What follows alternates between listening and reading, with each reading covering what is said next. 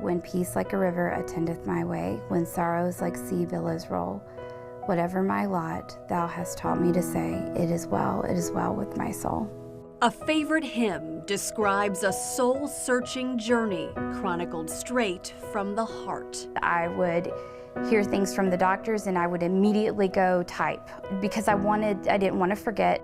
Amy Ross began blogging in late 2020 when she, son Aaron, and husband Adam learned their family was growing. I remember taking a pregnancy test and the line popping up immediately. So when she's like, oh, I'm pregnant, I'm like, whoa, it was nuts.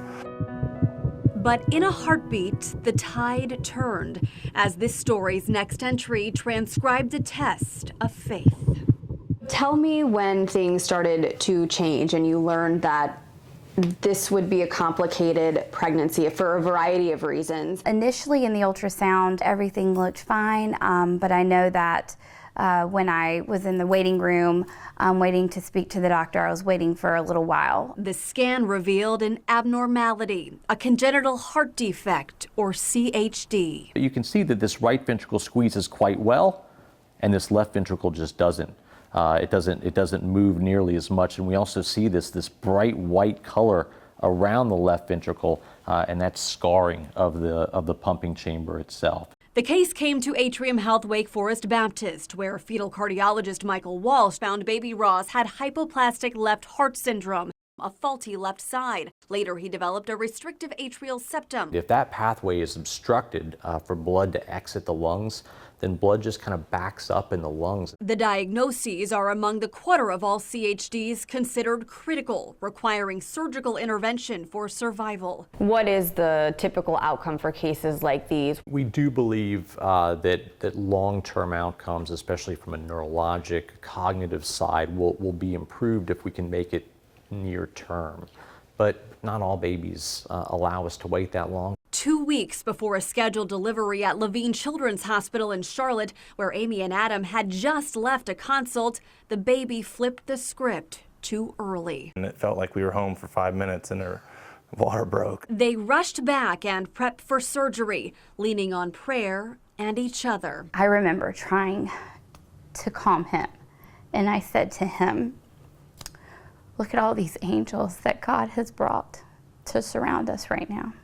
With comfort and courage, Amy delivered her 4-pound baby boy named Caleb. Caleb means wholehearted and bold and brave. His heart was half of a heart, and we were on this journey to make a whole heart. That journey began immediately as physicians wheeled Caleb away to his first heart surgery. The intervention he had in the cath lab was to help stabilize him and help him to eventually grow to reach a bigger size for the next intervention. Critical care doctor Jennifer Bailey noted Caleb's prematurity upped the risks. He developed some significant complications with that procedure and actually had a cardiac arrest where he needed CPR briefly and another emergent procedure for developing some fluid around the heart. For the next week, Caleb fought hard, giving glimpses of hope. Hey, do you hear us? Hey, you look good today. Open your eyes.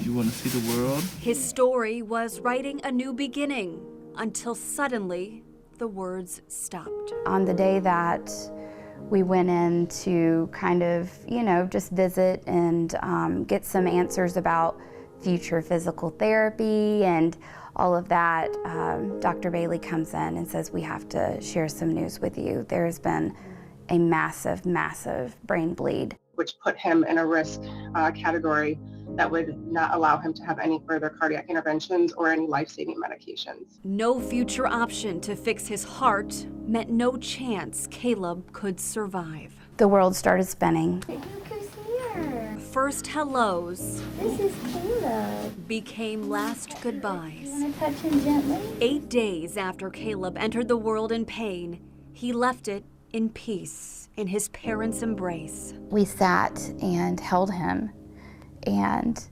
he had no wires, he had no tubes, and his first time seeing your little boy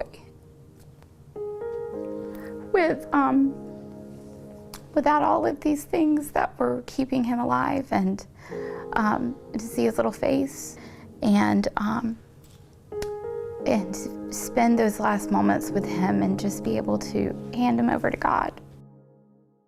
We grieve with families like the Rosses that have a loss like Caleb. Caleb and 40,000 other heart warriors born in America each year are the heartbeat of ongoing research, like the North Carolina CHD Network database, to learn causes and find cures. We expect that, 10 or 20 years from now, the discussions that we have with our families may be a lot different than what we have with them now, and that's really exciting.